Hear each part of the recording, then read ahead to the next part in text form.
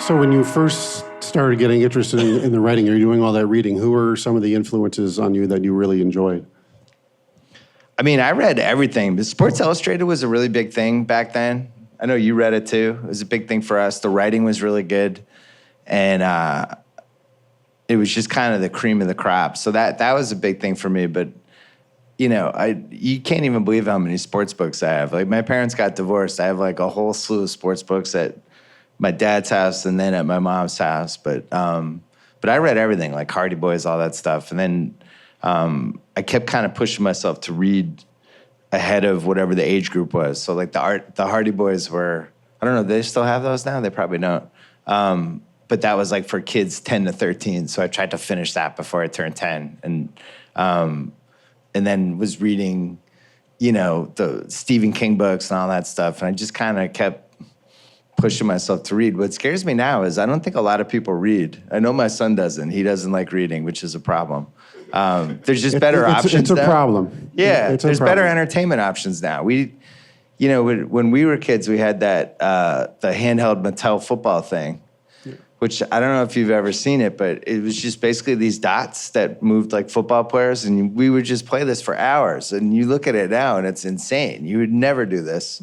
But back then, we just didn't have a lot going on. So that probably really helped me. I think when people are bored, that's usually when some of the best stuff happens, when you're like, what am I gonna do now? I guess I'll write something. Because writing's not fun, you know, and I think, you know, you're looking at this empty Word document and you're just looking at it, trying to come up with something. Ultimately, it's easier to not write than write. And I think if you have all these excuses not to do it, you're gonna end up not doing it. You mentioned the Boston Globe at the time you were growing up and living there. It's if it's not the greatest collection of sports writers at one place at one time, it's on the very short list. Talk about some of those people and their influence on you. Yeah, it was a fluke. We had Ray Fitzgerald and Lee Montville, who were probably two of the best newspaper columnists ever. But we also had Bob Ryan covered basketball, who was the best basketball writer. Peter Gammons did baseball, who was like a god in Boston. Will McDonough did football. And then there were all these other people that, you know, like Jackie McMullen, people like that. So it was just really loaded, like in kind of a historic way. And I guess like Washington had a similar experience, which obviously I didn't know because I was in Boston. But we had that, and the teams were good. And my dad had season tickets to the Celtics, so that's how I fell in love with basketball, just going to those games. And the 75 Red Sox, the Bruins had Bobby Orr when I was a kid. And so it was really hard not to get caught up in sports. And I think that's why it always, you know, ever since I was probably 4 years old, was just watching sports and going to games. And that's another thing now. People don't go to games, I don't think, as frequently as we did back then. It was also a lot cheaper back then, too. But you just kind of got up in it. I don't know what would happen if I lived in a different city.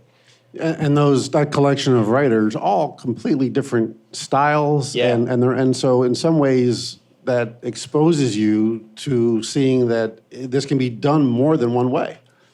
Yeah, I think when you're a writer or when you're a broadcaster or whoever, you end up just stealing different pieces from different people. So whatever my writing style became was this collection of all these different things that I probably liked from different writers that just resonated with me.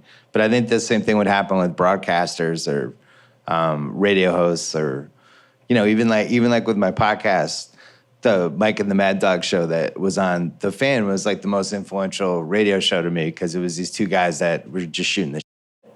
And I always thought, I just never understood why more radio shows weren't like that. It was like, it seemed so replicable, and it seemed like when you and I would talk, or me and some of my other friends, it was like that was how we sounded. And as soon as like the podcast format kind of took off, it was like, you know, that we should try that here. And now that's basically the entire podcast genre, just people shooting the. But it's funny, you just take things from different people as you kind of mature into what you are, and that becomes who you are. Sidebar, in the mid-'80s, I had a friend who had enough equipment to make about a 15-watt pirate radio station. And in the summertime, we would set up that radio station in my dad's classroom at the school he taught at. And I would go in there, and Bill would often join me. And we would either rip off Mike and the Mad Dog or Howard Stern. I don't That was our think whole Mike and the show. Mad Dog were there yet. It was Howard Stern. Maybe towards the end. Yeah. Because we definitely said, was the we late thought we were mid-late going to be the 80s. next Mike and the Mad Dog. But we definitely did a dial-a-day. We totally ripped off Howard Stern. Yeah, it was Howard Stern was the big one in the 80s for us. Because they moved him, remember he was in the afternoons initially? Yeah, after Imus. And I would just, like, school would end and you like have an hour to kill before basketball practice. You just drive around and listen to Howard Stern or just sit in your car. And it was like nothing anyone had ever heard. And it was so freaking funny. And that was a huge impact. What's crazy is he's still good. I mean, he's been around 40 years now. I still think he's pretty good. Yeah.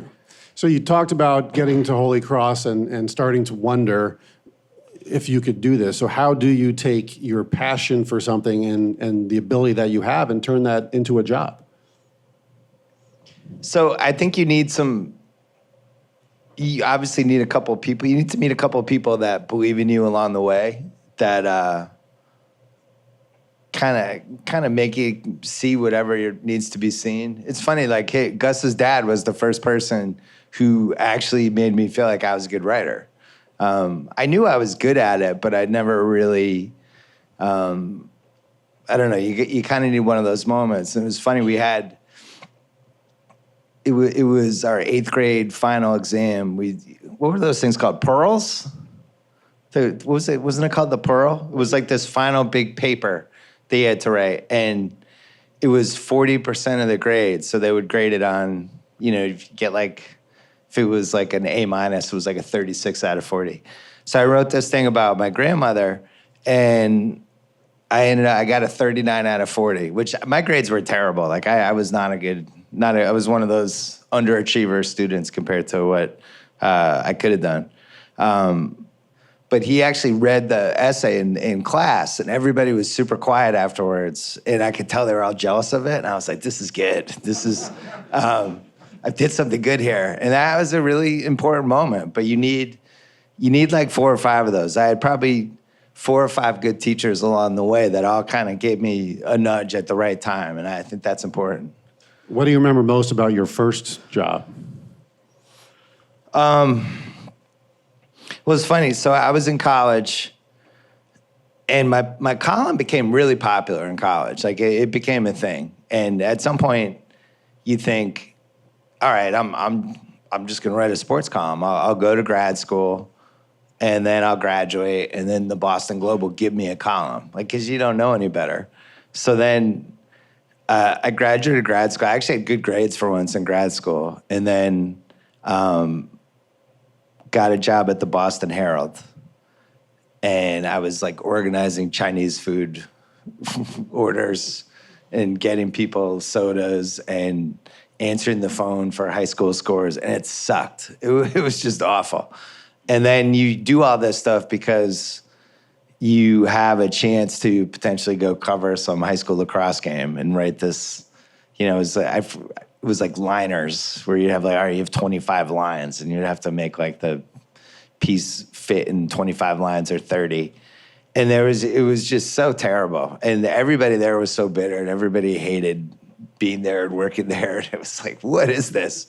But I tried to make the best of it and stand out and write some pieces. But after about 3 years, you kind of look around and you go, well, that guy's not leaving, and that guy's not leaving, and this guy's never leaving, and that lady's not leaving. And you just kind of do the math, and you go, I'm going to be here for 4 more years. And I got really discouraged, and I ended up I left after 3 years. I thought I was going to freelance. And, within 2 months, I was bartending and trying to figure out what to do. Didn't you used to put your buddies' names in the box scores and stuff in the... Yeah, you get super bored. You're on these shifts where it's like from 5 o'clock to 3 in the morning or 2 in the morning. And they would have those scoreboards in the newspaper, and they would have the transactions. So there were 3 different editions. So in the second edition, you could put stuff up in and then fix it. So I would put, I lived with Jeff Gallo, my roommate, and I would put him in the transactions getting signed by different teams. So he'd get signed by Kansas City and Minnesota. And then I would take it out, but then I would bring the newspaper home and show him. And I probably should have gotten fired. But a couple times I just put it in the last edition. And I don't know. Nobody ever noticed, but I always thought it was really funny. So the timeline might be a little out of whack here, but you're bartending, and Al Gore invents the internet, and these digital sites start popping up, and you move on to Digital City Boston? Yeah. So I didn't have email till 96. I got AOL, and all of a sudden I could get in touch with all these people I went to college with, which was fun for about a month. And eventually, like, the AOL had these little Digital City things that were like these electronic newspapers they were starting. So we'd have like Digital City Boston and Digital City New York. And they had this guy called the Movie Guy. It was Boston's Movie Guy, and he wasn't a great writer, but he wrote movie reviews. And I always thought it was a good gimmick. So I really wanted to be Boston's sports guy for this. So I started badgering the editor, and I kept sending him emails. And eventually they gave me a chance to send him mock columns and a plan for what I was going to do. And he gave me a job, and it was $50 a week for 3 months. And I was like, yes, I'm in. And then after, I think 3 months, they upped it to like $200 for the next 3 months. So I was still bartending. It was fine. And then eventually I just started to do pretty well with it in this little contained universe. It was really early in the internet. Like the first year or so, you could only read the column if you had AOL. So my friends couldn't read it at work, which was weird. So I used to mail them the columns, and then they would mail them to other people, and then it started this little email chain started with the column. And so I'd send them off, and they would just kind of disappear and go on to the internet. And then a couple times they got mailed back to me, which my name wasn't on them, and I was like, I wrote this? Why is this being mailed to me? But then eventually it got on the internet, and then things started to take off a little bit. So you're at Digital City Boston, and now you're getting to write columns. What was your writing process like back at that point in your career? I was a really big night owl. I had a whole plan for it because at the time the writing scene was so boring. Everything was so bad with what had happened with the Boston sports media scene and the national scene. Like just the newspaper columnists, people were really bitter. It was really negative, and it seemed like there was a window for somebody in their 20s to reach other people in their 20s. So that's what I really focused on, like the stuff that I talked about with my friends and the stuff I argued about. And I remember like the fifth or sixth piece I wrote, I went to go see Gus at ESPN, actually. Did like what it's like to be behind the scenes at SportsCenter for a day.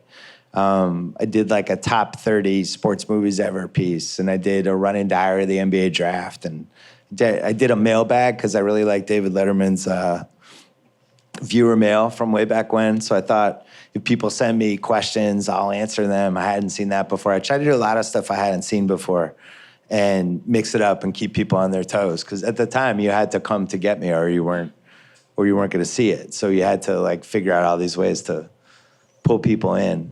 The biggest thing that happened, though, what I really remember thinking it was going to work was Pedro Martinez got traded to the Red Sox.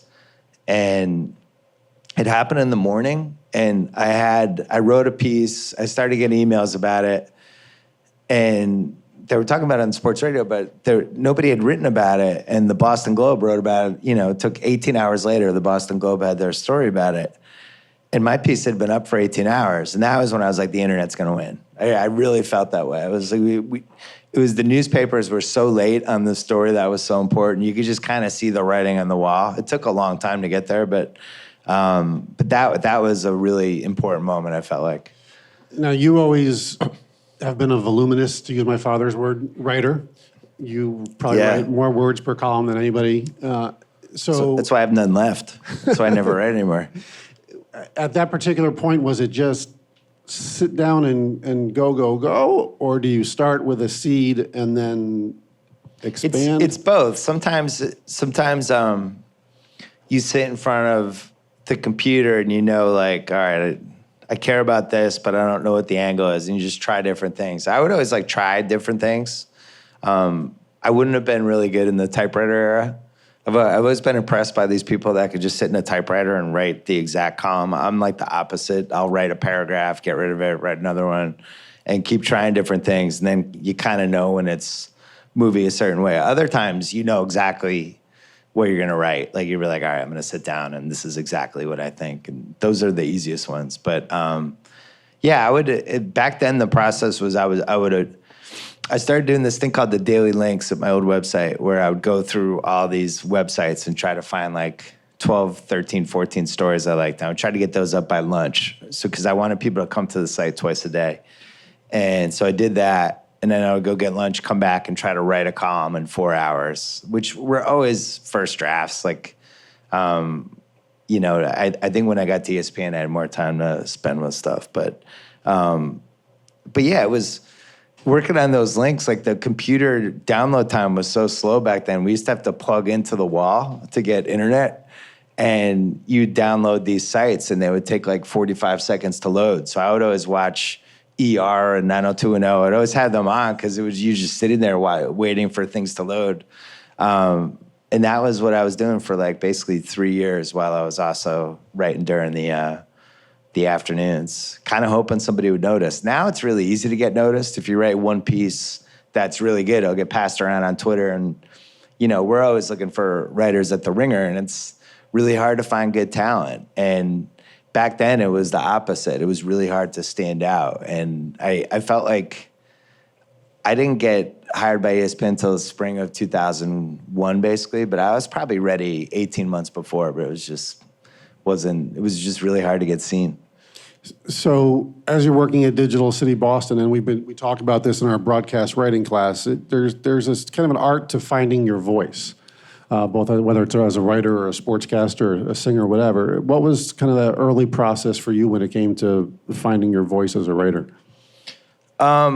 It happened during those 4 years. I had it from college. Like, I basically knew it was like the fans' perspective. The fact that when I was at Digital City, I couldn't, you know, the internet was looked down upon at that point. I couldn't get press passes for anything. So it's not like I could tell the Red Sox, hey, I want to come in and do a piece on so-and-so. Like, I just wouldn't have gotten the press pass. So I had to write from a different kind of perspective, which is how it ended up being like more of the fans' perspective. But that was actually a real benefit to me. So, you know, for me, it was like the practice of it. The fact that it took 4 years before ESPN hired me was actually really good for me, because I was able to make a lot of mistakes and a lot of trial and error. I think now, the way the internet is now in 2018, people are much more afraid to make mistakes and much more afraid to try stuff, because if it goes badly, especially with Twitter now, Twitter is probably the worst thing that's ever happened to writing. If you make a mistake, or you write a piece, or you don't have the angle right, or you write something dumb, it's like this mob comes after you. And I think it has made people a lot more unlikely to take chances when they write stuff. I took chances, and maybe 9 out of 10 worked, one wouldn't work. But those nobody cared. It just disappeared. But nowadays, if you write something that doesn't work, it's a disaster. It's a cold take that gets thrown up in your face. It's terrible, yeah. So it was also more fun to write back then, because back then it was a little more shticky. So you could be like, you know, even some of the stuff I did at ESPN the first couple of years, you would try to own these corners. It's a little like, it was a more sane version of what people like Skip Bayless do now. But, you know, it'd be like Peyton Manning can't win a Super Bowl. And you would just try to write that column and argue the case. Nowadays, you can't even write the column, because people are like, why are you saying that? It's not balanced enough. So in a way, it was more fun back then. But now all that stuff shifted to TV. So all that work does pay off, and you end up going to ESPN. How did that happen? Well, you tried to get me in there a couple times. Dan Patrick even tried to help once, and nothing happened. And I would print your articles that you would email to me and give them to Dan, and Dan loved them, and Dan would show them to John Walsh, who I don't think read them. And then in 2001, I wrote a piece making fun of the ESPYs, and it was really good. I had written another one in 1999 that wasn't as good. This one was really good. And it got passed around at ESPN, and that's how Walsh saw it. And he started, he kind of went back and read some of my stuff and eventually asked the Page Two people to give me an assignment. So I got this email from Kevin Jackson, who was the editor at the time. And he was basically like, hey, how are you? Blah, blah, blah. I want you to write a piece about Nomar. Nomar had just gotten hurt. His wrist tendon had exploded, which is still one of the fishier injuries of that era, like when your wrist just basically explodes. But I had like 36 hours to write a piece, and I was like, this is my big chance. So I went all in. I wrote a piece that was actually pretty good. And then they asked me to do another one and another one. And at the time, the Boston Herald was ironically trying to hire me back to go behind a paywall and write and be part of this whole thing that they were doing, which would have been a disaster. But they were offering me more money and benefits, and I wanted to get married. I didn't have enough money to get married. And so I played a little poker with ESPN, and it actually worked. I called the Page Two people because I'd written like 4 pieces for them. And I was like, hey, it was awesome writing for you guys, but I think I'm going to take this Boston Herald job. And if I do it, I'm not going to be able to write for you guys anymore, but thanks so much for the opportunity. And they were like, hold on. And then they made me come to Bristol, and I met with Walsh. I asked you for advice. Walsh became like a mentor to me, but at the time was this very enigmatic. He looks like Santa Claus. He uses silence as kind of a weapon. The conversation stops and he just looks at you and you don't know what to do. And he's just really intimidating. But he had created Inside Sports, which was my favorite sports magazine ever. So I was like, when I go to see this guy, I'm just going to start talking about Inside Sports. I'm going to just butter him up. And so I went, we started it, and I just immediately thought, and Pete Axthelm's calm. And so after 15 minutes, he was like just a bowl of Jell-O. And so they ended up giving me an offer. And so I spurned the Herald and went to ESPN. And then I took 5 weeks off, which was the first like vacation. I'd been working nonstop doing everything to try to make it happen. I took 5 weeks off and really tried to figure out like, all right, if I read a national column, how do I do this?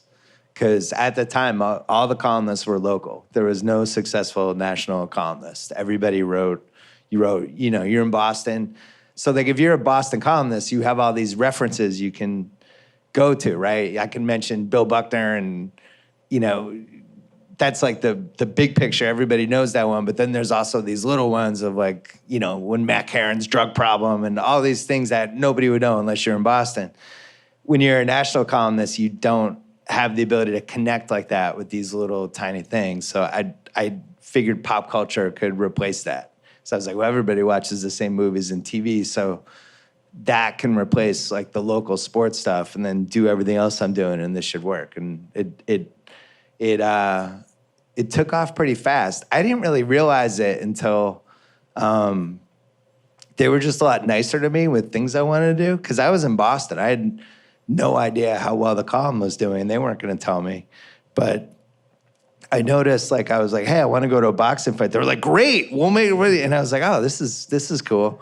So it just kind of kept going from that point. Yeah, John Walsh is a wonderful man, but as Bill said, he's intimidating and he looks like Santa Claus, which is a weird kind of combination. He's an albino and his eyesight is not great. So the day that I interviewed at ESPN, I went into his office and he's reading his mail and he's doing it like this. Yeah. And he's saying, so George Foreman, what do you think we should do with him since he won the fight? I'm like, is he talking to me? I didn't know what was going on. It was very strange. He came... that when we started Grantland, it was him and John Skipper who basically greenlit the idea and were really committed to it. And he would come to LA, and we had an office that they'd laid off some people, so there was this empty corner office. And the ESPN book came out that Jim Miller wrote that was like this massive oral history. And he was in our office, and he took the book and he went into the office, and we could just hear him like talking to himself and laughing and go, oh, that's ridiculous. And just, it was like a director's commentary. And I snuck in a couple of times and took pictures, and the book's like 2 inches from his face. Oh, that's ridiculous. Oh, come on. And I wish I had videotaped it. It's one of my biggest regrets. So ESPN offers you the job, and in the big picture, you're probably a little naive. So what were your expectations about going to work for them? Well, they gave me a terrible contract. I was so happy to sign it, but it was one of those contracts where they basically it was they had the next option for the next 38 years or something. I knew it was gonna be a game changer because I knew I was gonna do well. I was ready for it. But I didn't know anything at the time. ESPN was. I remember when Gus got the job there. It was like the most important thing that ever happened. I was like, oh my God, you got called up to ESPN. There's really not a lot of places. So their website had not really succeeded in the same way, but you could tell they had so much money and power behind it that it was going to. Gammons went there, I think in 2000. He brought his Boston Globe column to ESPN, and that was like the most important moment in internet sports journalism because that made it so that people like my dad had to go to ESPN. And people that would just not go on the internet and were like, the internet, I'm reading newspapers. And it was like, I have to go there to read Gammons? All right. What do I type? ESPN.com. And then it eventually, within 5-6 years, it became what it became. But it took a while. I still felt like I was using the column to try to do something else. I never realized it could be a self-sustaining thing. Right, and a big part of that is your audience has now grown exponentially. So as a writer, you go from emailing your article to your buddies to now the entire nation is reading your stuff. What impact did that have on you as a writer? I mean, it was more surreal because at Page 2, they had spent a lot of money on famous people. So David Halberstam was on there, and Hunter Thompson, and Ralph Wiley, and people that I'd grown up reading. Halberstam wrote my favorite book ever, Breaks of the Game. And then I was sharing the website with him, and like the 5th time I wrote, he also wrote the same day, but they led with me, and I screen grabbed that. I was like, oh my God. I'm leading over Halberstam. Like, I just couldn't believe it. But all the stuff I was writing about was the stuff people wanted to read. And I think, and I mean like, it was just an underserved audience. Like, I was writing about fantasy football and wrestling pay-per-views and stuff that just was, David Halberstam was not covering. But for people in their 20s, they were like, "Oh, this guy! All right, this guy writes about stuff that I talk about with my buddies," and I think that was the biggest reason it started to do well. Yeah, I think that was the most common refrain I would ever hear when talking to somebody, and they would say, "Oh, you're Bill Simmons, but he writes like we talk." And yeah, but that was part of the pushback too. There were critics, and it was because you weren't getting a press pass and being in the locker room and interviewing these people, and you were writing about wrestling and picking your nose and whatever. And well, no, the big thing back then was he doesn't go in the locker room. He has to go face the people he's talking about. It's like, do sports radio people are they in the locker room? Like, what are you talking about? Yeah, people are always going to say something. I think at the time I was writing 3 times a week, probably writing like 10,000 words a week. And I knew like I had like a window before other people were going to start writing about the same stuff. So I was basically trying to solidify my base, but I also did not think, at that point, I thought I had a chance to like be a TV writer. And it seemed like I can parlay this into this, and never realized that this was already a really good thing to be doing.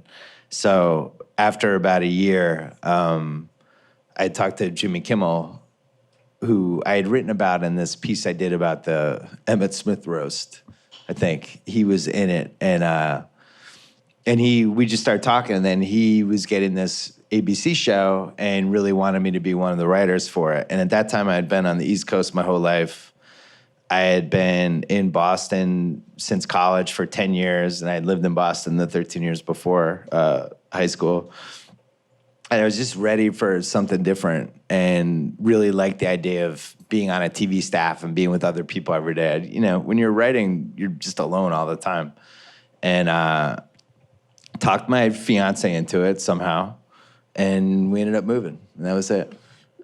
So backtracking for just a sec. So when your first stint with ESPN, the guys who you grew up admiring didn't live in an age of email and social media and all those kind of things. So the criticism that they would ever get would be maybe a guy on the street corner or whatever. You were doing it at a time where fans had access and could tell you whether you sucked or not and those kind of things. How do you handle that as you're trying to do your job every day? It's weird. It's like message boards and, you know, the emails you would get, even when I had my old site, people were basically illiterate in the 1990s. Like they were not. Now if you get an email from somebody, it'll be like this carefully crafted, terrible thing. But back then it was like, you suck, die, you know, in like capital letters. And then eventually it became, you know, but the thing is, like, if you're going to do anything, if you're going to write, if you're going to be in radio, if you're going to be a sportscaster, you're never going to have a 100% approval rating. It's just impossible. The most popular sportscasters at ESPN were also the most polarizing ones. And the bigger they get, the more people are going to be like, you know, and I think like Stu Scott's somebody that took a lot of, you know, the first like 5-6 years. I was like, whoa, why is he saying all these phrases? And, but also stood out and was one of a kind. I think Berman was like that. And so it's really whatever you're doing, there's always going to be a side that is going against it. But that's also, to me, that's also a sign that you're doing, you know, that you're resonating. I think in the case of somebody like Skip Bayless, where it seems like most people hate watch him, that's probably a little too far the other way. But for the most part, if you're getting a reaction, but you're putting thought into what you wrote, that's kind of where you want to be. It's funny, I've been blessed to be friends with both Bill and Stu, and outside of the obvious differences between the two of you, the similarity is that both of you kind of spent the early part of your career going against the grain and sometimes going against management and saying, I hear what you're saying, and maybe I'll take some of your feedback, but I know me and I know how I want to do what I'm doing. And when I worked with Stu here in Orlando and I get into ESPN, the bosses would tell him, dial it down, America doesn't get it, they're not getting the booyah thing, and he'd be like, all right, cool, but this is what I do. And he never wavered. And Bill, you never wavered as a writer. I probably battled with management more than he did. Yeah, I think that's probably fair. The first year I was there, it was, until my column became popular enough that they'd let me alone, like they used to take stuff out left and right. And there was a couple times where I really felt like I made a huge mistake. Like I was just really upset about it. I remember there was this thing called the Gold Club. There was this strip joint in Atlanta. And there was this lawsuit that happened and all these NBA players got implicated. And it was... Nowadays, it would be one of those things like the sports blog thing would eat it up now in 2018. But back then, nobody was writing about it because it was just newspapers. And I was obsessed with it. And I did this whole idiot's guide to the Gold Club trial. And they took out probably 25% of it. And it was the only time when I really felt like I was going to quit. I was so mad because it was like the perfect, you know, thing to write about for me. It had everything that was in my wheelhouse. And but eventually, once you start having more and more success, they leave you alone. I think that happened to Stu, too. Yeah, well, so there's a challenge there, right? As you're trying to establish your own identity, and you've got people saying, well, not so fast, you can't do this, you can't do that. And in your case, you had quality editors, and you had a good boss in John Walsh and smart people. So how did you kind of manage that, this is who I am, this is what I want to do, but they're the boss, so that's how it's going to be? I didn't manage it successfully all the time. There were some times when I was just like, I'm not turning in my column today, sorry. And was a jerk about it. But it was really frustrating. One of the things was they basically said, you can't criticize media. You're going to have to come up with a creative way around it because ESPN is too involved with the media. So like you can't just say Joe Buck sucks. Like you have to be way more creative than that if you're going to get that message across. So I had been doing the running diaries anyway, but I would do these running diaries of, I really hated Tim McCarver, which was funny because we used to really like him. But when he became a national guy, I just thought he just babbled and said nothing. And so I would figure out these ways to make fun of him in the column where I would abide by the guidelines Walsh had said, but I was still making fun of him. And they never knew what to do.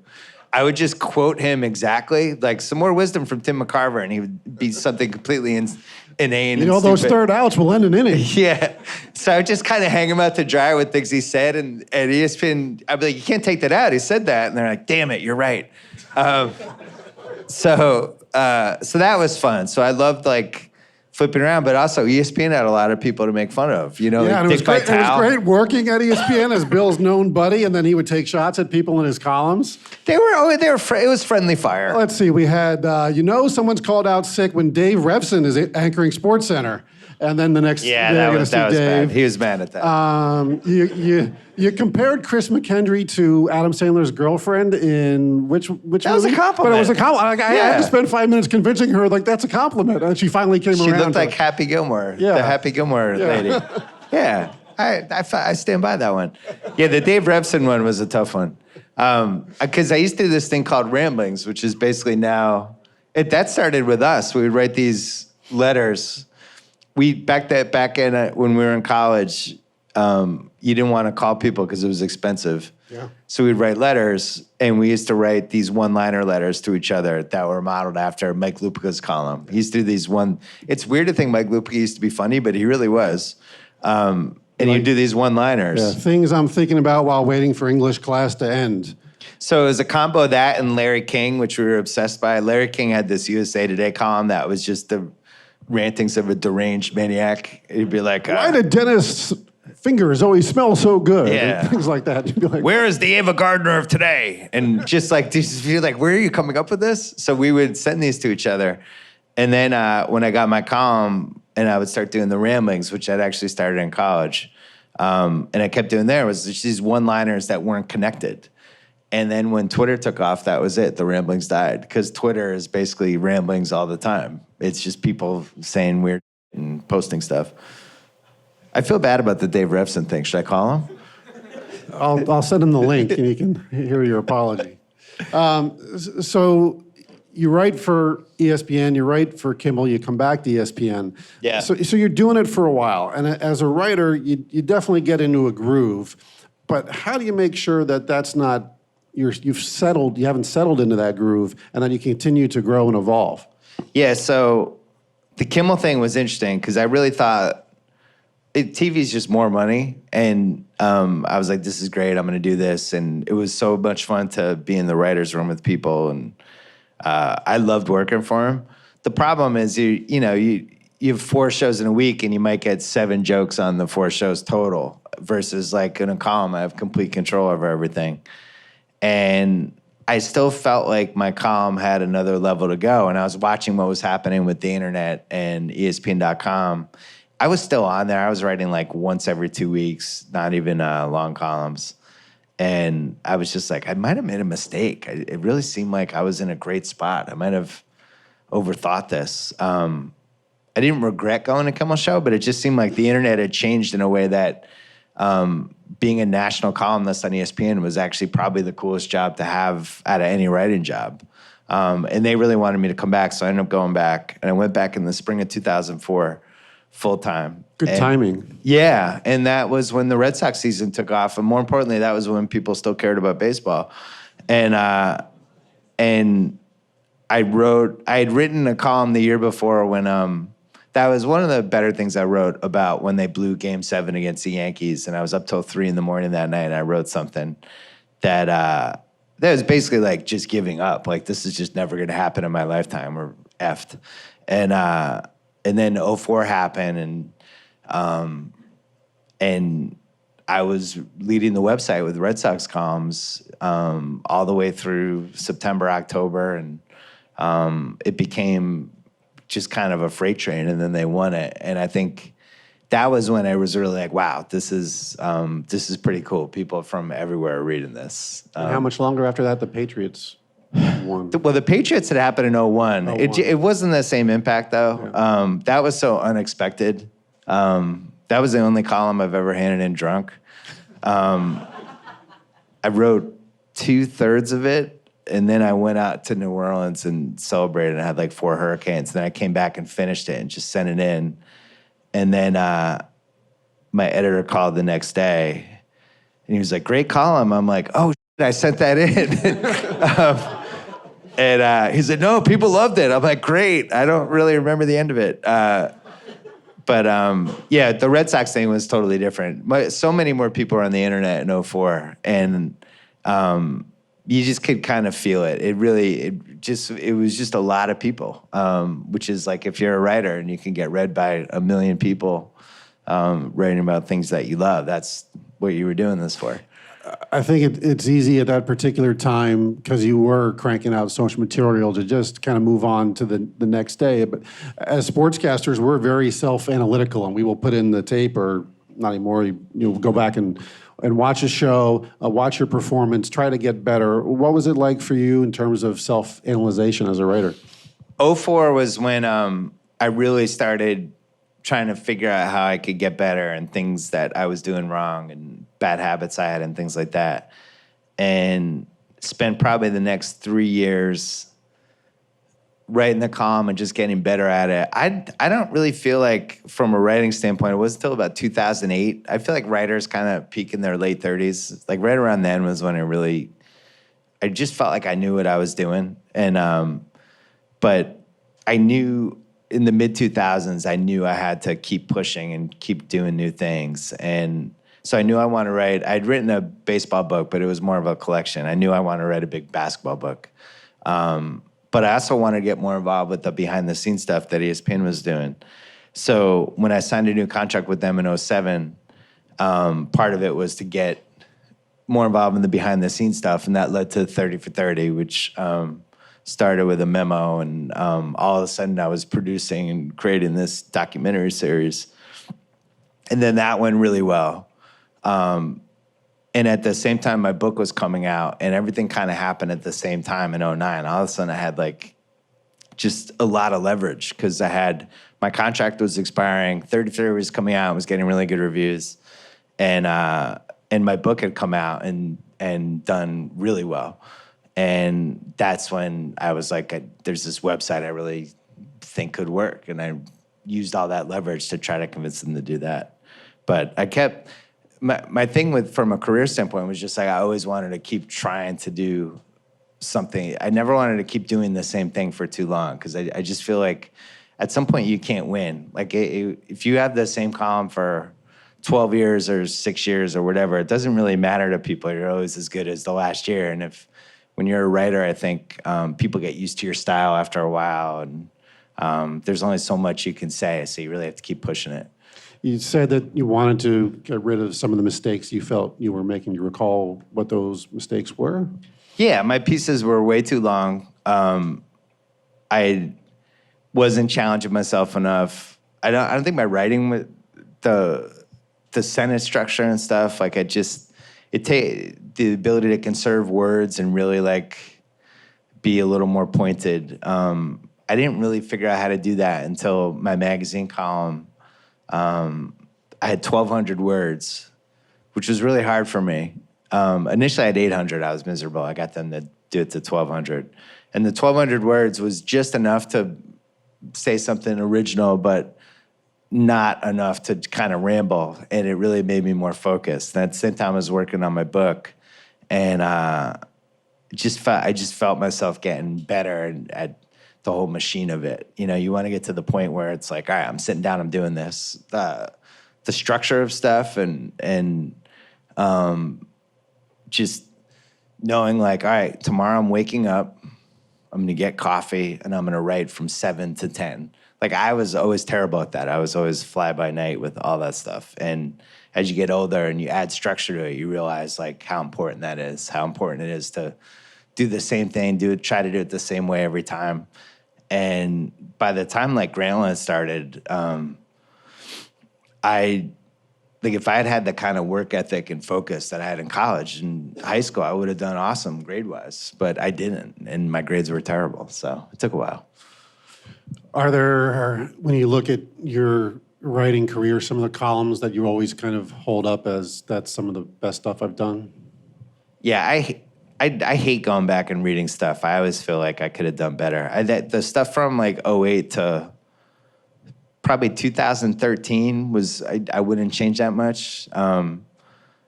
The other stuff, I was probably, the sense of humor part of it was probably funnier, but there were so many things I look back, I'm like, oh, why did I do that? Oh, I could have taken out 500 words there and stuff like that. And I think it's really important to go back and analyze your own stuff. You have to. You can't let other people do it, and you can't listen to whatever somebody, it's got to come from you, and you have to have an understanding of what you're doing right and wrong.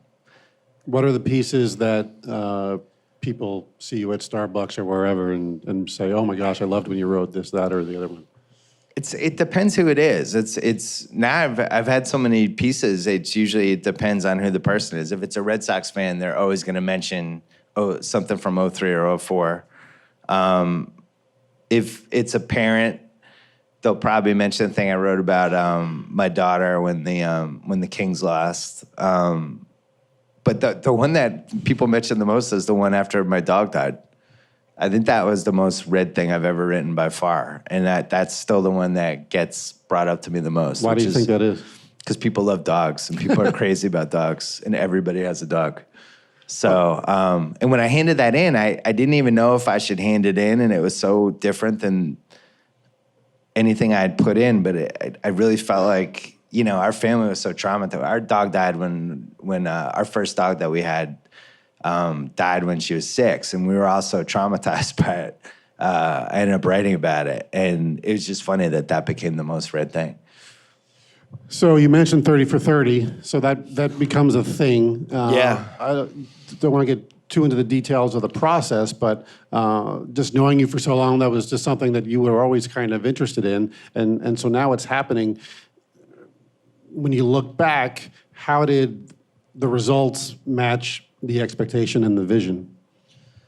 The vision was matched because for over a year, it was just me and Connor. I don't think anyone at ESPN ever thought it was going to happen. I wrote the original memo, I came up with the idea, and then I developed it with Connor, and the idea kind of shifted into a better idea. And I think nobody really thought it was going to happen, which was great for us because we had about a year there to really work on it. And we had a lot of momentum, and then all of a sudden it was going to happen.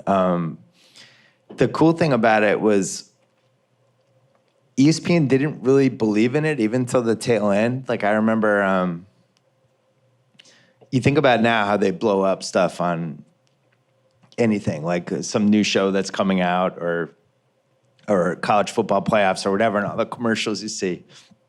They didn't run any commercials for 30 for 30. Like they literally didn't. The night before we launched 30 for 30, it was Brett Favre was returning to Lambeau. So it was going to be like the biggest Monday Night Football game ever.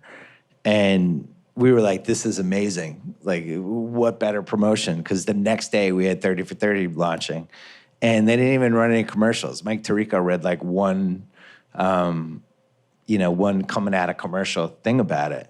So I don't feel like they fully believed in it, but the reviews were good, and then it got momentum. And, for me, it was more of a lesson about internal politics, and when it's a big company and you think everybody's on the same page, and it's actually the opposite, and people are mad because they didn't come up with this idea and these other people did, and you didn't kiss the ring the right way. And I didn't know what was going on. I was just a writer.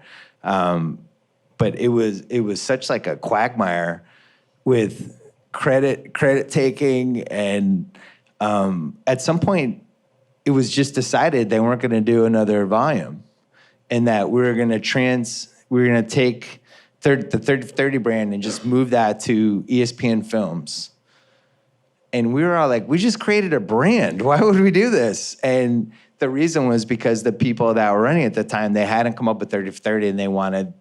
They couldn't win with 30 for 30. They had to create their own thing. So we ran probably, I would say 6 or 7 that were 30 for 30s, but called something else, including the Fab Five one that we did with Jalen. And we worked on those like they were 30 for 30s, but they weren't called 30 for 30s. And they would come out, and everybody would call them 30 for 30s. And we were all kind of like, what are we doing? And finally, we talked them into doing a second volume. But, you know, when you have a big company like that, and this might be something that happens to some of you out there, it's just hard when you have a lot of people and people competing and different agendas and 5 bosses when you should have 2 and things like that. You end up with a lot of drama that nobody would ever realize even exists.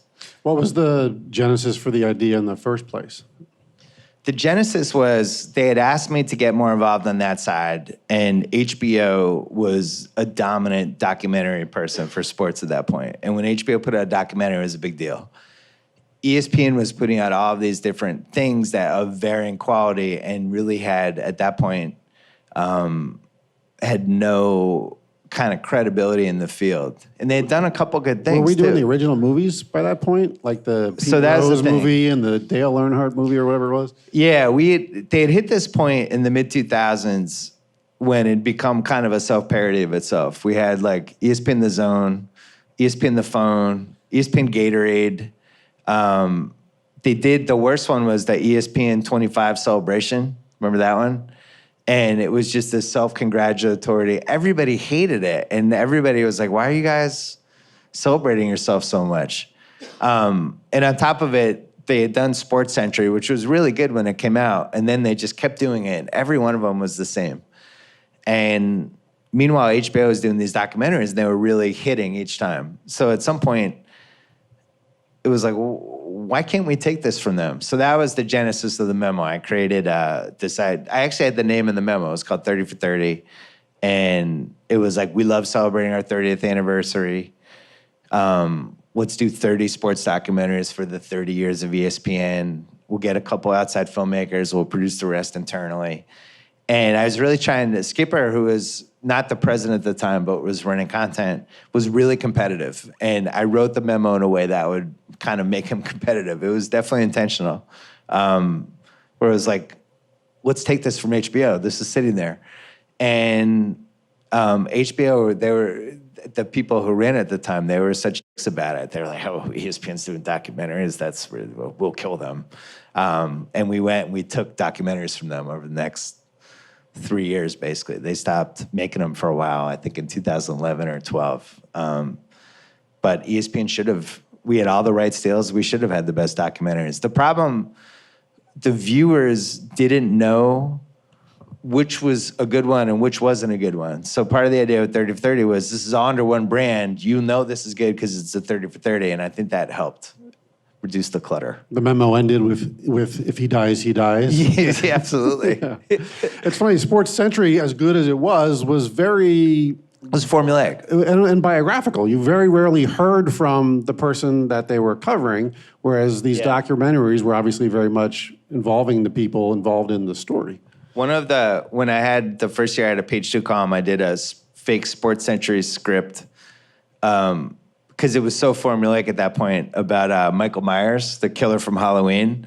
And I had all the people in there talking about him, like Tony Kornheiser, Mitch Albom, and Bob Ryan, but talking about him like he was a great athlete. But that's how much of a formula it was. I won't ask you which is your favorite because that's an impossible question to answer, but are there some stories about behind-the-scenes processes of them getting done or hoops that had to be jumped through to get some of those pieces off the ground?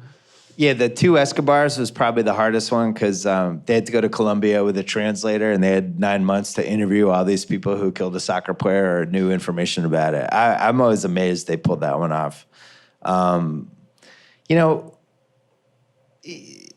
as it was going on, it was a lot of you kind of problem solve on the fly. Like the Red Sox, the only one I'm in is the 2004 Red Sox one, which was my idea. I was really passionate about that one. I had the title. It was like, we got to do this. 4 days in October. These 4 days changed the Red Sox. And we did it with Major League Baseball. And it basically played like a highlight, like those highlight videos they do. It didn't feel like a 30 for 30 or anything special. And we had like probably 2 months to go, and it just it just didn't feel right. And so that's when we decided Lenny Clark and I would go sit at a bar, and we would just talk about what happened, and maybe they could use that as the narrator instead of a narrator. And that actually worked, but it wasn't like one of those things where, oh, I have an idea, I'll put myself in. It was like we didn't really have a lot of options at that point, and it was about to be made. So a lot of it's like putting out fires, and even stuff like the Fab Five one, like Chris Webber's not in it, and it's ridiculous. And it was a lot of calling him and emailing him and just trying to convince him to do it, and he ended up not doing it. But for the most part, we would empower the directors and make it seem like it was their thing. ESPN had a really bad reputation at the time for not being like that, and I think we shifted that a little bit and just tried to help them instead of being adversarial with them. There's only a couple that really we had to like fix. And then this year for HBO, you did the Andre the Giant documentary. We have a great relationship with WWE here at Full Sail, so obviously you had to work hand in hand with Vince, but bigger picture, why was that a story that you wanted to tell? Because he was like a god when we were kids, and it was always one of like the 8 or 9 we had to do when we were doing 30 for 30, and we couldn't get it done. The WWE at that point wanted to own everything and do everything themselves.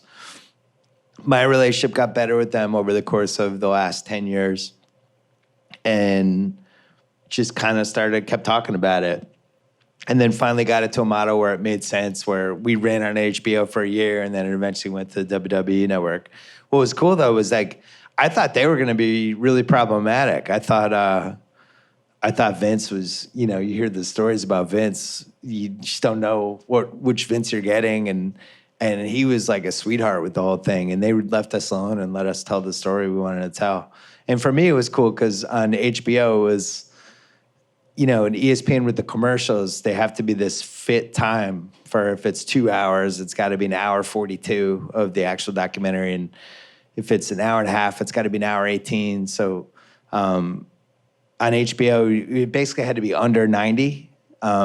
Which allowed it to be exactly the length it should have been. I think in general, documentaries have gotten way too fat. And a lot of times that's because you make more money if you do like a 10-episode documentary series versus just one documentary or a 2-parter or a 3-parter. And everything is fat now. And I think one of the reasons the Andre worked was it was just crisp and it was done in 86 minutes. You sent me the rough cut, and you told me a story about Vince and him trying to watch the documentary and how difficult it was for him. I'm still not positive he's seen it. I know his family has seen it, but I don't know. I don't know for sure if he's seen it. I know it was really hard for him. I think he has a lot of conflict about the last few years of Andre's life. There's a lot of stuff that happened in the 70s that I've just happened today would be an entirely different thing. I think the life of Andre the Giant is one, like, we're just never going to see that again. I have this idea for a show that I think would have worked great back then and maybe it would work now, but just kind of a, I can't believe this is happening show. So Paul Silas gets traded from the Celtics or released or something, and Dave Cowens just decides he's mad and he's going to drive a cab instead of play for the Celtics for a week. That happened. Right? 2 Yankees players swapped wives and children. Yeah. Like these things would be incredible reality TV shows. Billy Martin, just every day would have been a reality TV show. They fired him 5 times. Yeah. He got beaten up by his pitcher in a hotel bar once. Yeah. Those are great times. Yes, they were. Yeah. So you're deep in your writing career, and now podcasting becomes a thing. How did you decide that was something that you wanted to pivot to? I wish I had a better story for this. I was on ESPN, and Mark Stein, I think, or Chad Ford, one of them had an interview with Danny Ainge on the website, and it was like basketball podcast. They didn't even know what to title it. And I was like, Danny Ainge. It was right before the lottery. It was like 2 months before the Durant-Oden draft. And it was this interview with Danny Ainge, and I was like, what's it? You press play, and all of a sudden he was talking. I was like, what's this? This is cool. How do I get one of these? So I called them, and I called my editors. I was like, I want one of these podcasts that I can call my friends. And they sent me some box, and I hooked it up. And started calling people. And the second one I did was with Adam Carolla. And he came to my house, but we only had one headphone with the box. So he called in, but he was in my driveway. So I was on the podcast with him, but I could see him pacing around doing like Carolla things. And so eventually, like I would say the first 4 years, I did them from my house. And initially it was like ESPN people and my friends. And then a couple of celebrities came on. I remember like Seth Meyers really liked it, and he emailed me. He's like, I want to come on your podcast. I'm like, okay. And we talked about like the Red Sox, and then Jason Sudeikis really liked it, and he's like, I'm in LA. I'll come by. So like Jason Sudeikis is in my office, and we're taping a podcast. I had like Michael Eisner, the former Disney CEO. He came by. So people started coming to my house to do the podcast, and when we formed Grantland in 2011, we knew it was going to be a big part of the business. But the funniest thing was my buddy Jacko would call. He's a big Yankee fan. And I would call him every week to see how worried he was about the Yankees. This was at 2009. They ended up winning the World Series that year. And so every week I'd call him, and the Jacko segments really started to take off. The other thing that started to take off was me and Sal would play Guess the Lines on Mondays, which we still do now. We used to do this not on a podcast, just at midnight on Sunday nights. He would call me and read me the lines, and I would guess. And I always thought it should be a radio show. I was like convinced. There's pieces I wrote in the mid-2000s where I've mentioned like this should be a radio show. So as soon as I got a podcast, I was like, this will definitely be me and Sal guessing the lines. People will listen to this. And everyone thought I was insane. I'm telling you, people will listen to this.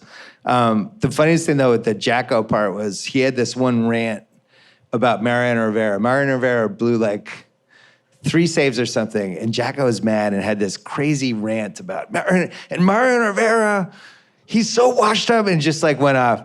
So when they won the World Series, I played the rant back for him, and he actually got mad. He was mad at me for like 2 weeks. I snuck attack him with the Mariano Rivera rant when he turned on him. But I was just trying to pull people in my life, and then eventually PR agencies started hitting us up with, are you interested in having this director? I'm like, not really. But I would kind of pick my spots. I was terrible at it for about 2 years, I would say. And around, maybe Why? I just didn't know what I was doing. I didn't know how to talk to people. I didn't know how to interview people.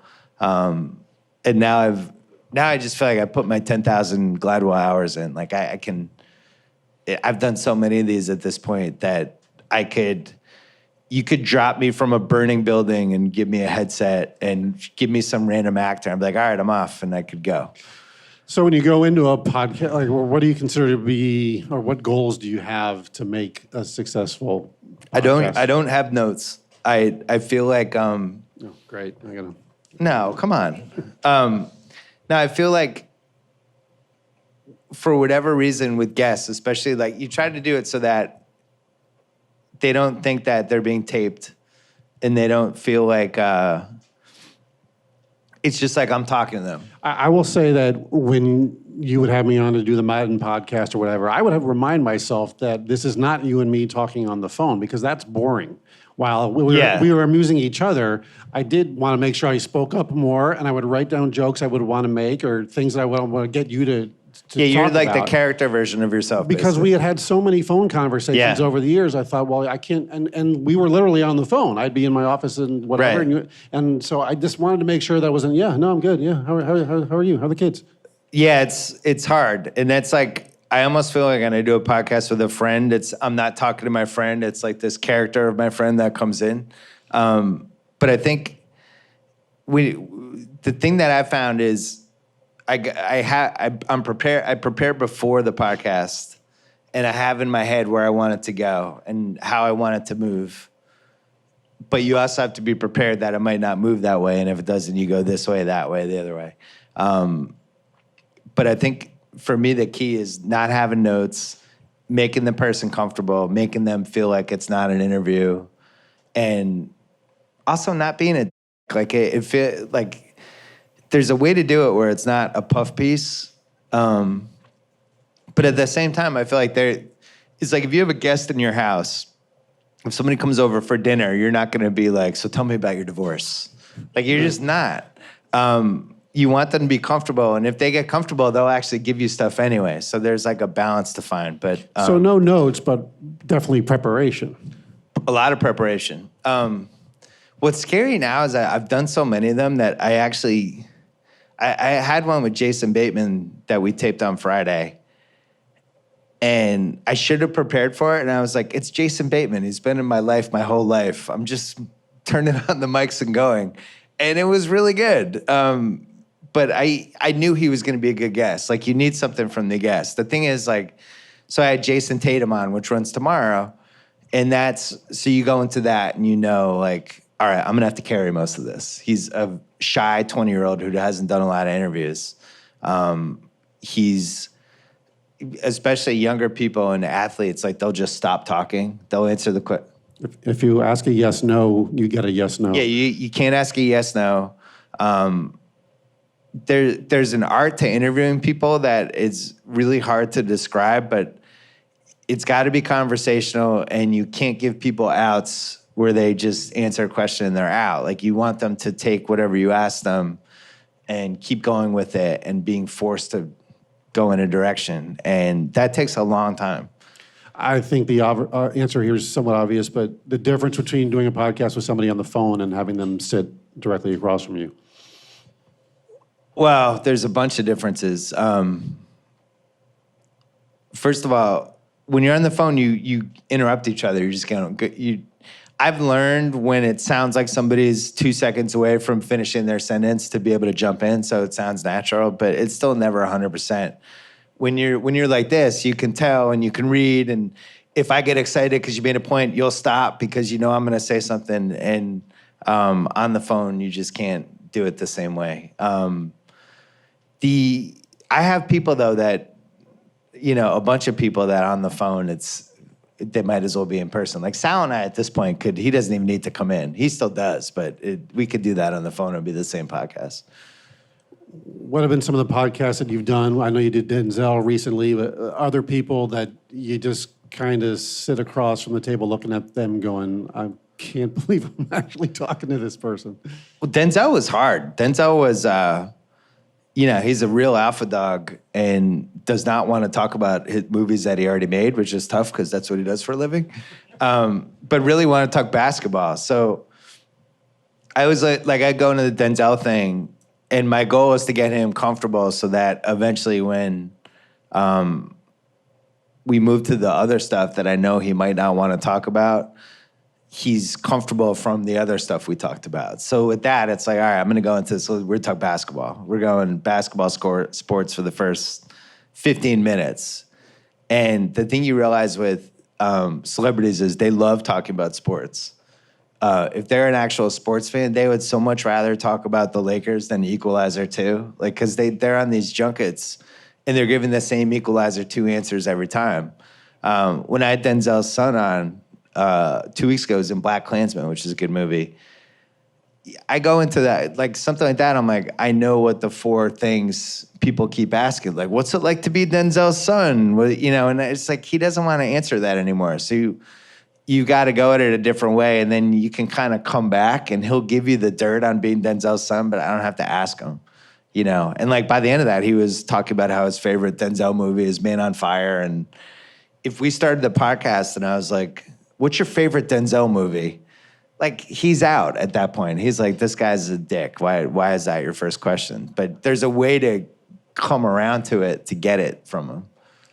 Top couple, 2 or 3 people that you got that you just really enjoyed and look back on and go, that was as much fun as I thought it was going to be? I honestly, it's probably my favorite thing to do now. There's been a lot of them. They're like Paul Thomas Anderson was awesome. That one, I had no idea if he was going to be good. Had no idea what he was like. I do all the stuff with the celebrities in my office in LA and in the Ringer building.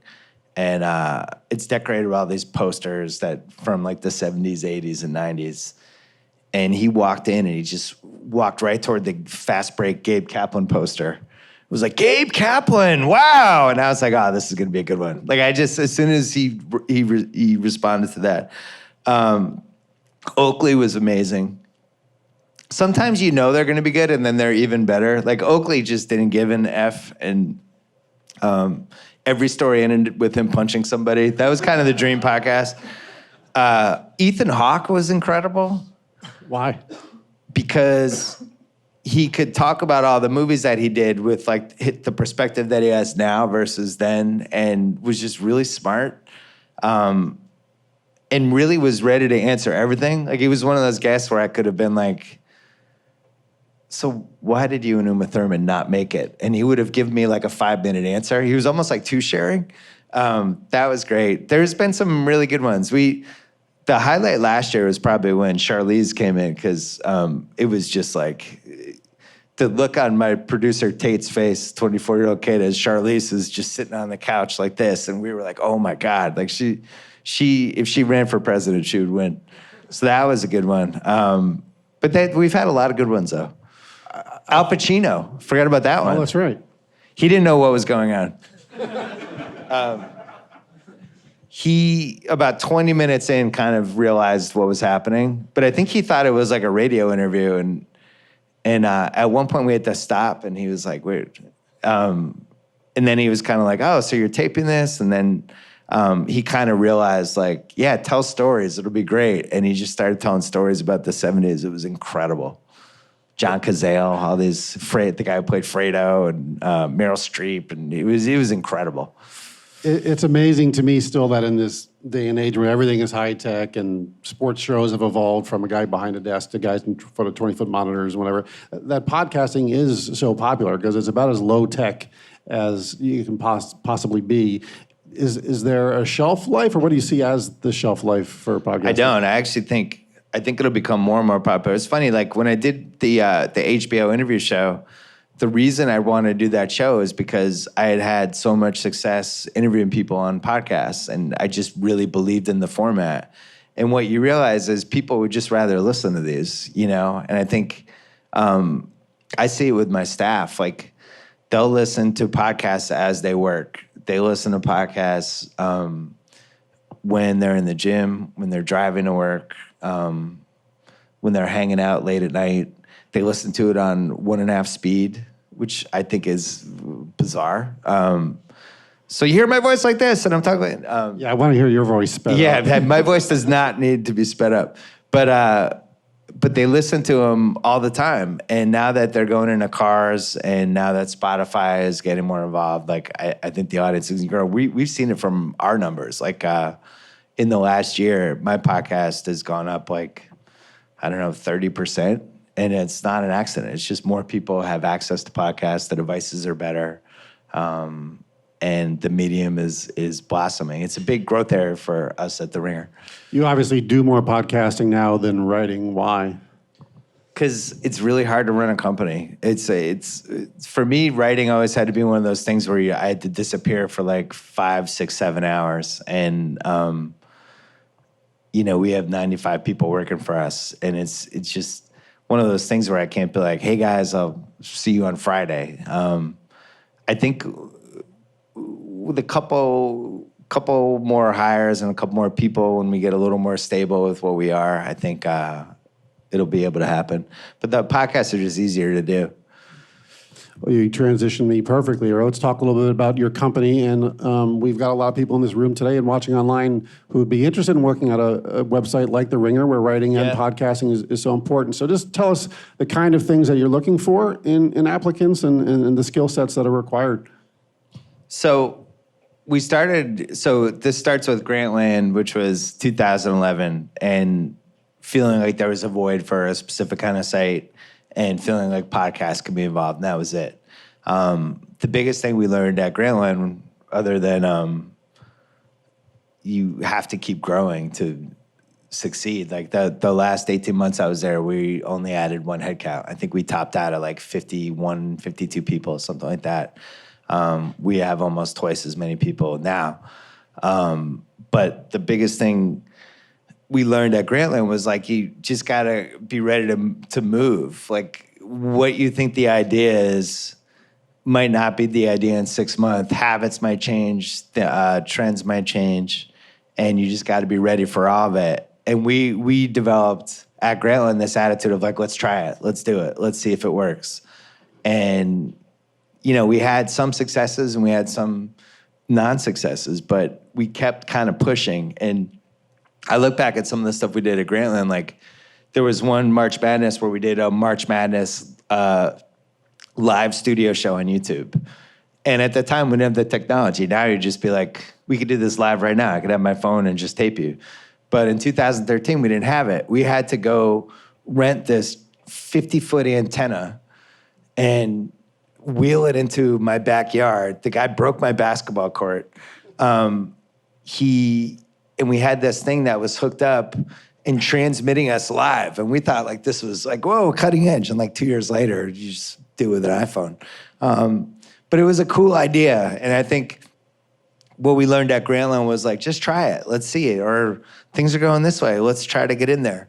So with The Ringer, we realized like the internet was changing a little bit and things had become just much more immediate. At Grantland, a trade could happen and we'd write about it 18 hours later because ESPN would cover it on the site and then we could be like, all right, now we're parachuting in with our take. And you can't do that when you're on your own. So we knew things had to be a little more immediate, but we wanted the quality to still be there. We wanted to add tech coverage and a couple other things. We wanted the podcast to be much bigger because I felt like the podcast network was really underexploited at Grantland.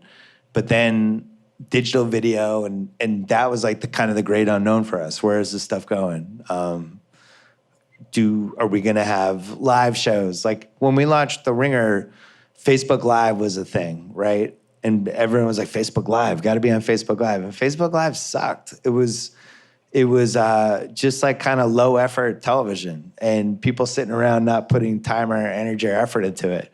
And nobody wanted to watch it. And we never really trusted the Facebook Live format. We're always like, it's got to be quality. It's got to have a certain edge. It's got to stand out in some way or people just won't care. So we spent a lot of time the last 2 years trying to figure out collectively what makes sense for us. And part of the problem has been it's really hard to find people that are the kind of people we need. Like our podcast network is a massive business for us, and it's really hard to find podcast producers. And there's so many podcast people right now and so many podcasts being made that, if you want to get in a scripted podcast, there's only like so many people that know how to do that who could actually make one of them. So for us, it's like kind of waiting for the work, the labor pool to catch up with what we need because everything's like 5-6 years behind. So that's when I was emailing Gus, I was like, here are things we need. We need podcast producers. We need people who can think from a narrative standpoint. We need people who know how to use Pro Tools. We need people who can edit. We need people who can do multiple things because I think that's another issue that when you can only do one thing, it makes you less valuable. It just does. Like the people that are valuable to us are the people that could do 3 or 4 things or learn things on the fly. Like somebody like Tate, who now is a podcast host for us, but he was my producer initially. And he was this Grantland intern. He was a kid. He knew enough about Pro Tools, how to put up my podcast, but over the course of the next year, really became a good podcast producer, learned how to use the TriCaster on our video thing, and developed all these other skills that he didn't have just because he was like, he knew it would make him more valuable. So I think where things are going are pretty clear. Like there's more content than ever. There's more short form video content than ever. The podcasts are going to keep going up, and everybody's looking for the same types of people. So I think for a school like this, like you should be able to crank out good candidates pretty consistently. And then on the flip side with TV, we still have a cajillion channels. Hollywood's making more TV shows than ever. So I think behind the scenes, finding good behind the scenes people is harder than ever because there's just not a lot of them. Culture is kind of this 21st century word that corporations like to throw around. ESPN had a culture. When I got to WWE, I was warned that it would take me a while to get used to their culture. what kind of culture are you trying to create at the Ringer? Our culture is great. We go out of our way to hire certain types of people. We honestly check Twitter feeds. We read up on people, make sure that they're going to fit in with what we do. Because for us, it's like if the website wins, everybody wins, and you got to start with that. And it's like everybody does their job. But ultimately, if the website wins, it's better for all of us, And I think that's what we saw at Grantland, and that's what we're seeing at the Ringer too. People have to fit into that. The people that we look for that resonate with us are people who work hard, and people who have a good attitude, and people who are just really hungry to get better and take advice. And it sounds super simple, but it's really hard to find people like that. We have a bunch of really nice people who work hard and are pretty creative. And the thing with us is we throw people into situations that they didn't know they were going to be thrown into, right? Like we have multiple pretty young people on podcasts now. And sometimes it was deliberate. Like we have a writer named Haley on the NBA side who's young, who's female, and there's not a lot of females involved in the NBA side, but also has like a really just kind of unique perspective on things.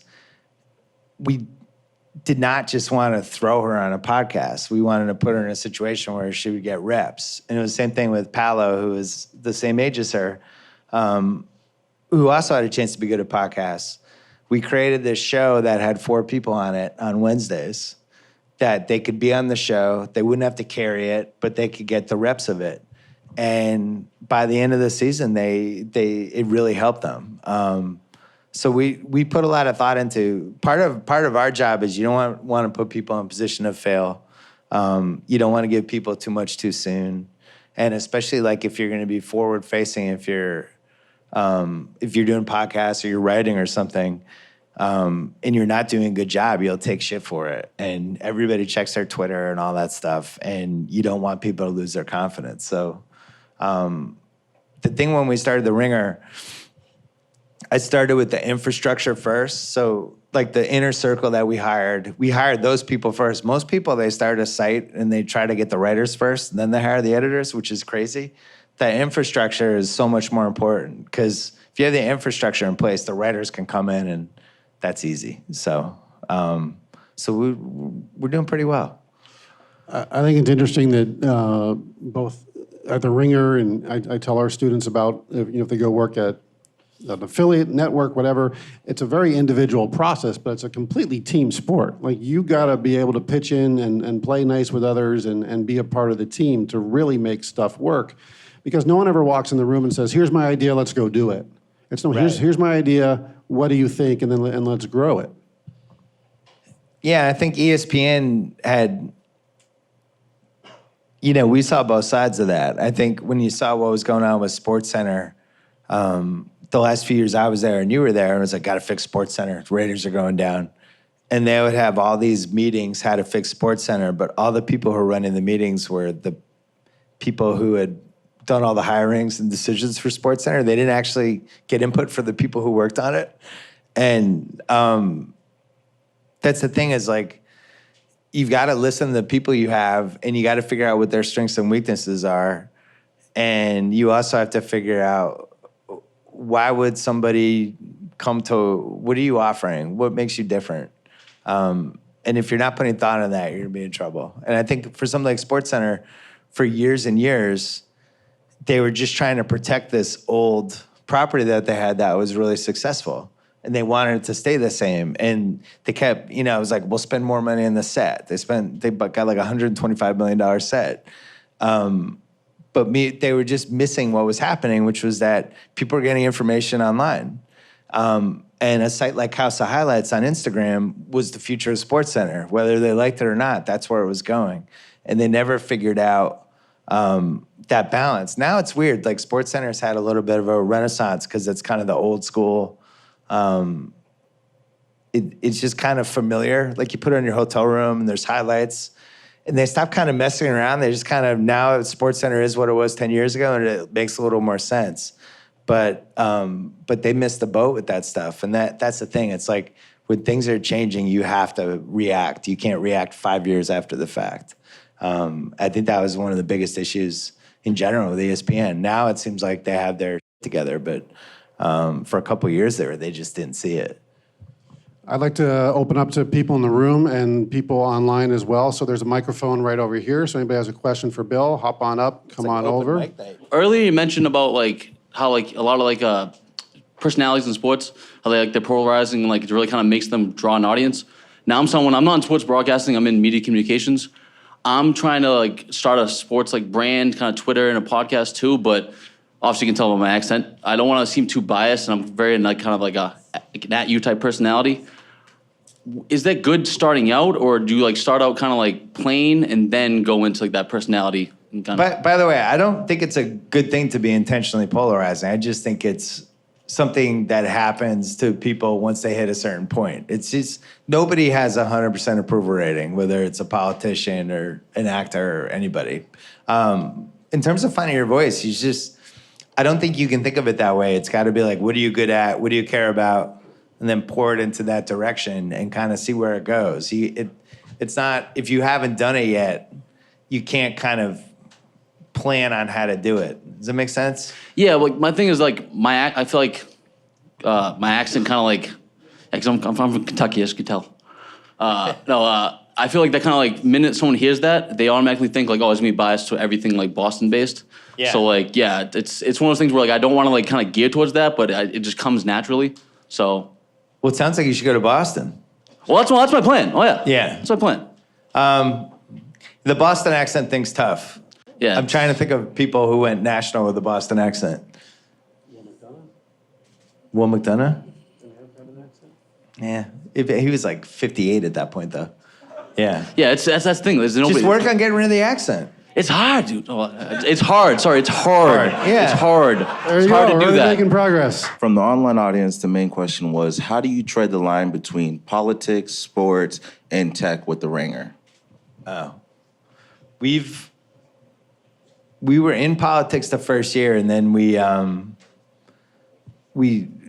of moved away from it, but not for any good reason. It was more because we didn't. If we had had a writer that we would have really that fit in with us, that could write about it, we would have done it. I think the key for us is we wouldn't want to swing too far one way or the other, but write about the stuff fairly, which we've done. Justin Charity's written some really good pieces for us over the last few months. If we had somebody that, a political writer that could fit in with what kind of the general vibe of the site was, we would do it. The problem now is that's like the hardest thing to find because everybody's getting so much traffic from politics that, the best people, the people we want to work with are all locked down, so. You, sir? Jared Diaz, first time at Full Sail. Really happy to be here. Big fan of yours. Thank you. I was wondering when you were leaving ESPN, and it seemed like a lot of people were leaving ESPN as well, flooding to FS1, flooding to NBC. I was wondering what determined or what gave you the courage to motivation to start your own thing, start your own company, instead of doing what, say, Cowherd or Skip Bayless ended up doing and going somewhere else? Is that for me or him? For Bill. So you're telling my story there for a second. I had always thought about it when I got suspended in 2014 and it had just a lot of people reached out. What are you going to do? Like people, financial people and stuff like that. That's when I really started thinking like, there seems to be an appetite for, could we do a version of Grantland or a different site or whatever. I will say though, I was just talking to my buddy Bish about this last night. It's so much harder than I think anybody realizes. It's way harder than I realized. I knew it was gonna be hard, but starting a company when you don't really have a ton of experience, you just learn a lot, and it's just crazy. It never ends, and there's a million things you don't know you have to do when you're doing it. And I'll put it this way: I'm glad the first year is over. Now we're in like the middle of the third year. It's a little easier now, but it's just really hard. There's a reason there's not a lot of them. Thanks. Hi, my name is Noah. I'm starting the Introduction to Sports Broadcasting next month. My question is, are there any athletes or celebrities that you've never had on your podcast or you've never had the chance to interview that you've been dying to get to interview? There's a lot. I would love to get LeBron. I don't think he'll ever do it because he just doesn't do long form stuff like that. He's very careful about what he gets out there. But I think at this point I can have a basketball conversation with anybody, and especially like when you talk to those guys, and I can bring in like history and stuff, and they kind of know. There's a respect line you cross with them, and they kind of get it after a while. That it would just be fun to have a real basketball conversation with them. But there's a lot of people. There's some older musicians. I haven't really dipped into that world yet, like people like Billy Joel, that I think would just be amazing, especially when you get people who are older, like they just don't give a crap, and they'll say anything, and they'll just throw bombs left and right. So yeah, there's a lot of people left. Thank you. Good luck with that. Thank you. Guess. I'm Taylor Schaub. I just wanted to know, you've created so many different things, 30 for 30, Grantland, The Ringer, even your HBO show, stuff that hasn't been done before. When you get that initial pushback, what is it in you that allows you to just keep moving forward, to keep, I don't know, finding that drive, that passion to create this idea? I don't know. I never got pushback in a sense like the only time really, the only real pushback was 20 years ago with the column, like not being able to find a home for it. I think the thing is, if you have a good idea, somebody's going to want to do it, and if you put thought on how to execute it and the structure of it, you can talk the right people into it. It's everybody, especially somebody who's in a decision-making spot, they don't want to be in a position where somebody pitched them a really good idea and they didn't do it. So that's your big advantage, I think. So the thing for me is, how does the idea stand out? How's it different? Did you put thought into the structure of it, and what makes it different? Do you have answers for questions? Because people, especially if people are greenlighting something or giving you money for something, they're going to ask you questions, and you got to have answers for everything, basically. Thank you. I'm Chris Burns. I don't know if you just know. Strong shirt. Oh, thank you. I wore it just for you. Thank you. I don't know if you know this, but you just met one of your biggest fans, by the way. Oh, that was nice. I thought he was going to need the restraining order. Turns out it's Ryan. I know. But I have a question, a personal question. Yeah. You've known Gus a really long time, and he's our program director here at Full Sail, and I've got to know him over the last 7 months. I would love to know, like, a really embarrassing story about Gus. If you could tell us one. We spent an entire summer in my basement playing micro league baseball and keeping stats. 162 games of a computer baseball game. And Gus kept the stats and treated it like he was Bill James circa 1978. That's got to be up there. Well, He still plays video games? The subplot to that story was I was leaving to come to Rollins, and we literally played 162 games. And it was the all-time Mets and the all-time Red Sox from 1962 on, to be fair. And we had to get this done before I left for college. So the last night, I think we played like 6 games, and I won the last 4 for us to finish at 81 and 81. Wow. That's right. I also watched WrestleMania at his house, which I don't think is embarrassing. I'm actually very proud of that one. The original WrestleMania. Yeah, and that was, pay-per-view wasn't a thing really then. And so people came over to my house, and we just turned on this channel that was the pay-per-view channel. And we sat there for 20 minutes staring at this blank screen, waiting for a picture to come on. And when it finally came up and said Madison Square Garden, this worked. We all went crazy. It was the greatest thing. Gus went to Rollins, and I think he wore a tank top for 3.5 straight years. Is that true? Well, my high school, the slogan was, with all thy getting, get knowledge. And then in my senior yearbook, they wrote, with all thy getting, get a tan. Yeah. So when I got here, that was my primary goal. Gus had one summer when he had to, where was the summer where you drove? I was delivering auto parts, yeah. And he had his arm out the window? So, no air conditioning in the truck. So his left arm was like Chocolate. golden brown, dark tan. And my right arm, it was chocolate. And your right vanilla. arm was just like white. And he would walk around with these 2 different colored arms. You didn't wear the tank tops that year. Yeah, no. Yeah. Awesome, thank you. All right. Hi, Bill. My name's Tyler Bronsky. Hey. Thanks for coming out and speaking to us today. You mentioned how podcasts are only continuing growing, and live podcast shows and touring is very popular right now too. Could you see yourself pursuing that as an option, moving almost as a next step for your podcast moving forward? We signed with CA a couple months ago, and we're doing that. We're not doing it with mine. We're doing it with One Shining Podcast, and I think we're gonna do some binge mode and a couple other ringer pods. It's really fun to figure out what makes sense, what cities, stuff like that. Right. With mine, we've talked about it. We really want to do the rewatchables as a live podcast, and I think that's something we might do a few of. But in terms of doing mine, we, I don't know what the format would be. I'd have to figure that out. Corolla, I went on his thing a couple times. He would do these live shows, but they were more like comedy shows, which I wouldn't do. But the thing we did with Kimmel was really fun. Yeah, I could see doing a couple. It does seem like that it's become more and more of an industry lately. Yeah, most definitely. Thank you, Bill. Appreciate right. it. Anything else socially before we get to the next person?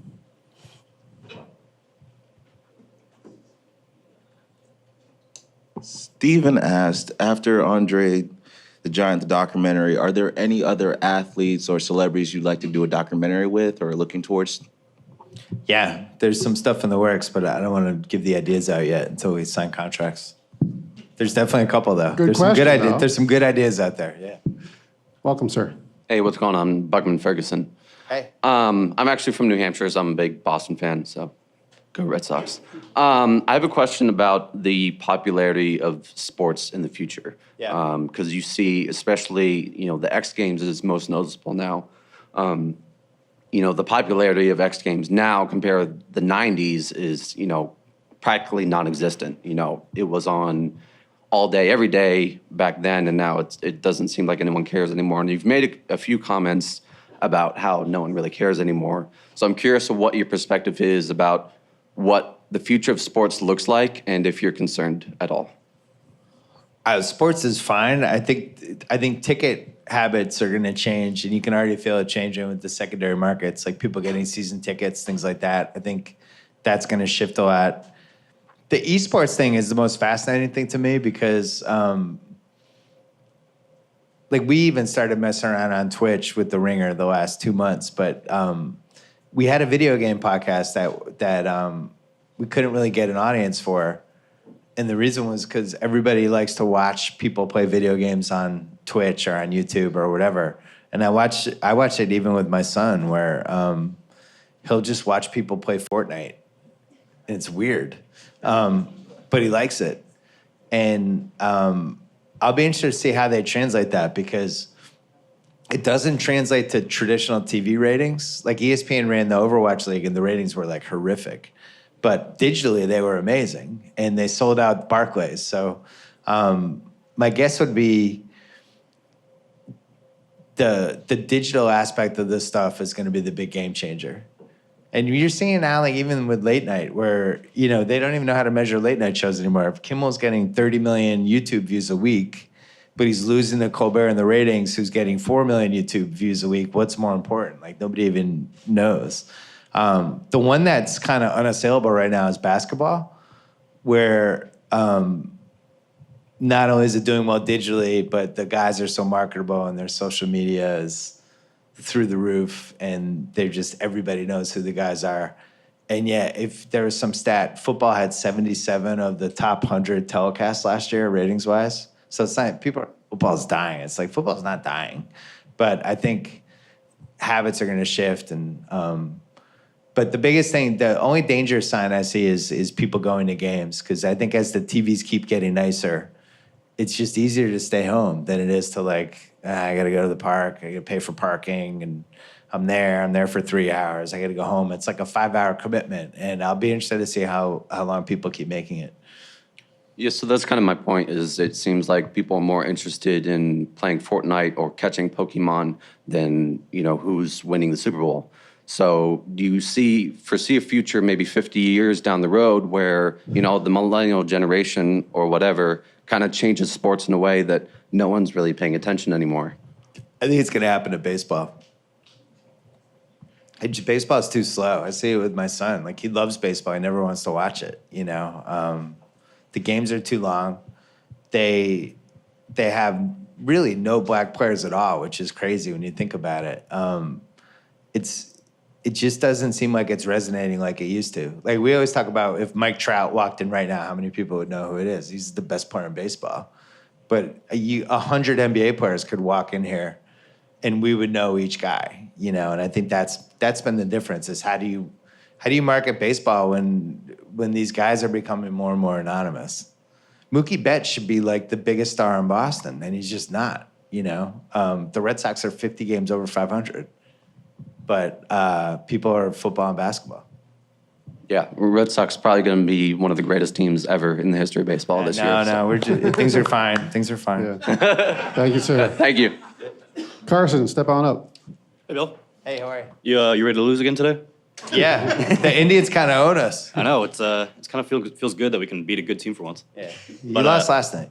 Yeah, don't bring that up. But I guess my question is more about the writing aspect of things, because I'm a writer myself. I wondered if there's still like a place for satire in sports. Like I worked with Barstool Sports for a while, and I workshopped a thing where I said NFL players were on LSD as a kind of a jab at concussions and stuff like that. So I just wanted to know if there's really a place for it, and is there a line that you don't cross?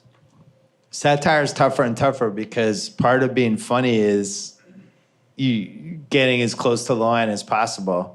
And when you get as close to the line as possible, sometimes you're going to go over the line. And when you go over the line in 2018, everybody freaks out. So I think it seems like more safe satire than anything. I don't know. I don't know the answer to that question. In general, I'm concerned about the sense of humor stuff. It's funny because some things are immune. I love the roast battle that Jeff Ross does on Comedy Central, and you're allowed to say anything on that, and it's fine. But if you made one of those jokes in any other space, people would have a heart attack. I hope we don't lose our sense of humor as a country. I do feel like if people are just afraid to go near the line, that's not going to be good ultimately. Okay. And then, who is your white whale for an interview? Like, who's the one interview you wish you could get? White whale?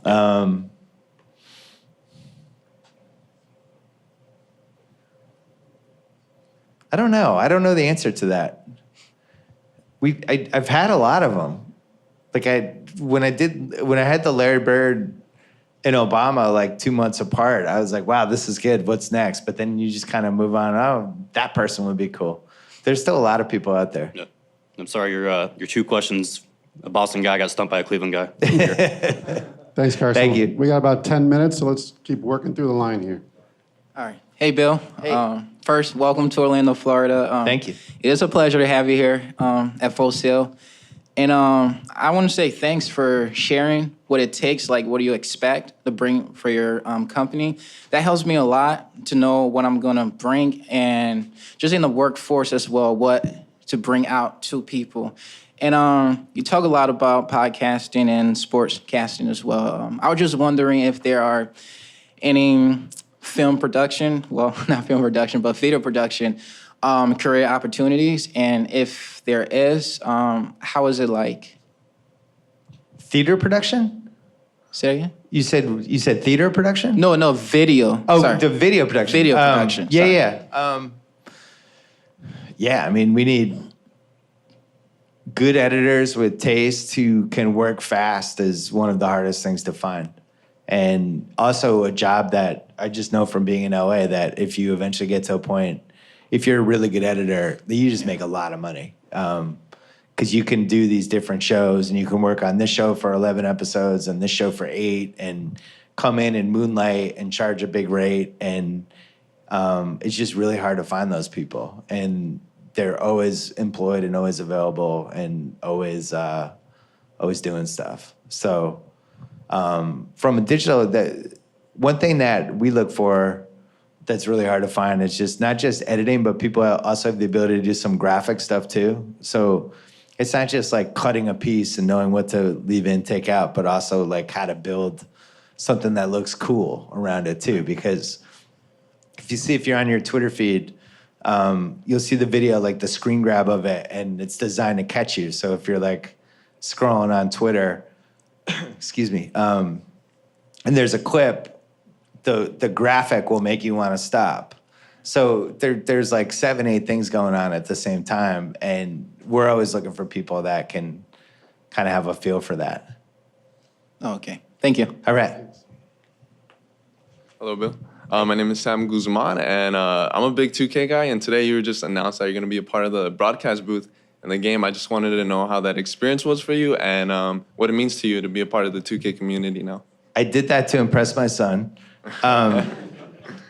It was really easy, actually. It was like 3 hours. Kevin Harlan sat next to him, and they just had all these scenarios, and he would read on a teleprompter the setup for it, and then I would kind of ad lib. So I loved it. So he'd be in like the Kevin Harlan voice, be like, "And Bill, you think Giannis has a chance to be an MVP someday?" And then I would riff off that, and I have no idea how it's going to work. I guess they have different special guest announcers, and some of them just pop into the game you're watching. But I could have done it for like 30 hours. I had more material. Hopefully they ask me to do more next year.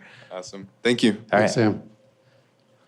My name is Trent Osborne. I'm sorry to say about your leg, Gus. I've got 2 questions, if that's Yeah. okay. My first one, how difficult is it at ESPN to be able to do sportscasting and anchoring on the show? Because I've only really seen Steve Levy and John Buccigross do it. Yeah.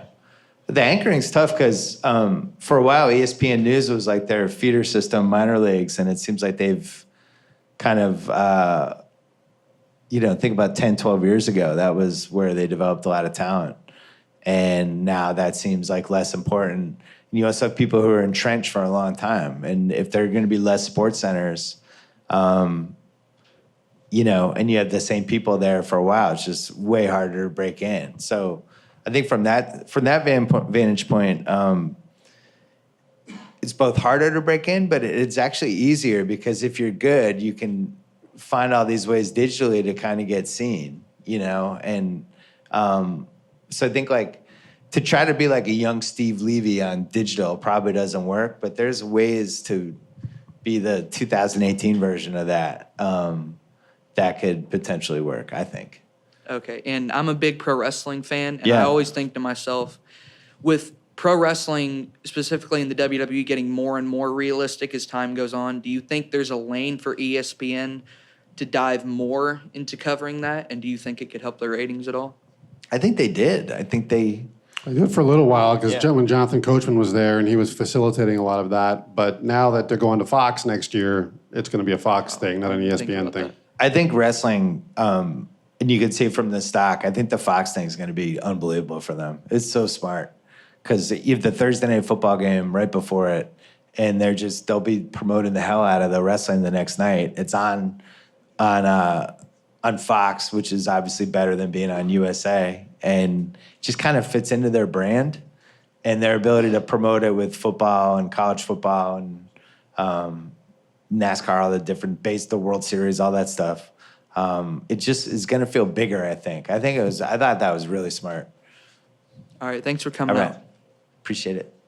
How are we doing? I'm Will Svattori. I'm first-year sportscaster. I was wondering, as a member of the FOH Army, when Yeah. Shea Serrano will be getting his own podcast. We taped, we did a pilot for it. I think it's going to be happening sooner than people realize. Dropping soon, like a mixtape, no definitive date, just giving No, us a hint.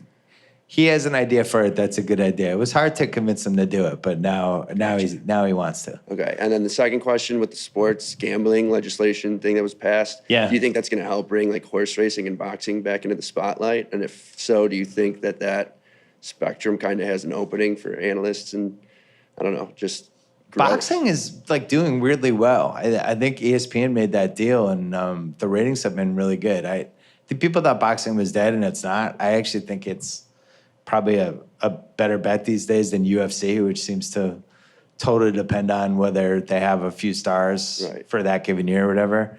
The thing with gambling, though, I think the live betting, I'm really interested to see how that plays out. Right. It's great for us. Like, it's going to be more people and more money in the market. Absolutely. So like for podcast sponsorship, stuff like that, there's going to be more available. I'm really interested to see where it goes. To me, it's all good. And I think a lot of the people who are going to gamble legally were already gambling illegally. So I don't know how much is going to change. 100%, for sure. All right, thank you. Thanks, Wells. Save the best for last, right? Yeah. How you doing, Bill? My name is Hey. Alfonso Stevenson, sports media marketing student. So I have two questions. The first one is, with the streaming services being the big thing now, you hear a lot about sports teams possibly having their own streaming services. So do you think that'll take away from like the bigger networks, or per se, if you want to say like WWE has their networks service, do you think like the NFL might have their own streaming service and maybe take it away from TV and stuff like that? You know, I've heard people say this. The problem is people pay so much money for the sports rights. It would actually be foolish for them to do that. I think what the WWE did was unique because they had this pay-per-view model that they relied on the cable and the satellite places for. And they just figured, we'll take that pay-per-view model and we'll just move it here and we'll own the structure of it. I don't think the big four professional leagues could really do that. And hockey's probably the only one that I could see it because they don't make a ton of money from their rights. And the hockey fans, it's a smaller group, but it's diehard. And if they just put everything under one umbrella like the WWE network does, it might work. But I think in general, what the WWE did, I thought it was smart at the time. Me and Shoemaker wrote a whole piece about it in 2014. It's funny because we thought the library was going to be way more important than it is, and it's not. I think people watch those matches once and that's it. But it's definitely, like if the NBA said you could only watch NBA games on this streaming app, I don't know how much money they'd make from it that would make it worth it not getting paid $2 billion a year from ABC, and TNT. Second question is, most of us are some type of sports student. Yeah. And we're all trying to, get ready to graduate, whether it's a year, a couple months, or whatever. Do you have any advice for us trying to get into the sports industry where everybody's trying to get in and, maybe the salary isn't always great from the beginning, but, you really want to get in and make it big? Yeah, I think the one difference with people of this generation versus like what our generation was like is people want everything right away. And I think there's a patience that you need to have. It's not going to happen right away. And if it does start happening, you can't immediately assume that you get to go from here to here. I've definitely noticed that with the people that we've worked with this decade. Like Gus, when he got the job at the Orlando TV station, you worked for free for like a year. I wouldn't, by the way, recommend that, but he was so desperate to get a chance. He was going to do anything to do it. And sometimes you got to wait your turn a little bit. Now, the flip side is you don't want to be taken advantage of either. But I think the biggest thing is, like, especially if you're younger, is like just being patient about it. And I'm not saying like 7 years patient, but don't assume like, all right, I've been here 3 months, now what? Like, that's not the right way to think. The way to think is, am I working with people who are making me better? Am I in a good spot? Is this going to lead to this, and this? Not, I've been here 4 months, they haven't promoted me yet. Like, they don't think that way. They just do good work and it'll pay off. So how do you look at what you've done to this point and then what you hope to do going forward? I don't know. I don't think of it like that. I just think of like what the next thing is. Like, I don't really try to go backwards. What's the next thing?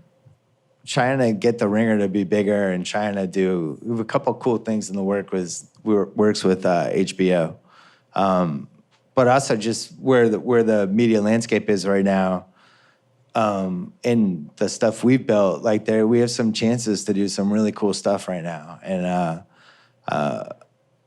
I think we all kind of realized the quality of the stuff is really what matters, which sounds like a cliche, but like the Andre thing was really invigorating for me. It was really exciting to do something that was just really good. And it just made me want to do more really good stuff versus just trying to throw shit against the wall that wasn't that good. So, because we can get money to do this and that, and if we do this, you get this. And we're really trying not to do that. We've been lucky because we don't have like a corporate overlord telling us we have to hit some number, and we've been able to make decisions out of, what we want to do and the quality purposes of it. But hopefully that'll continue. Okay. Well, I know your next stop today is a meeting with Triple H, and I don't want you to be late for that because I already have one cast. So let's have a nice full sale round of applause for Bill Simmons, everybody. Thank you. Appreciate it.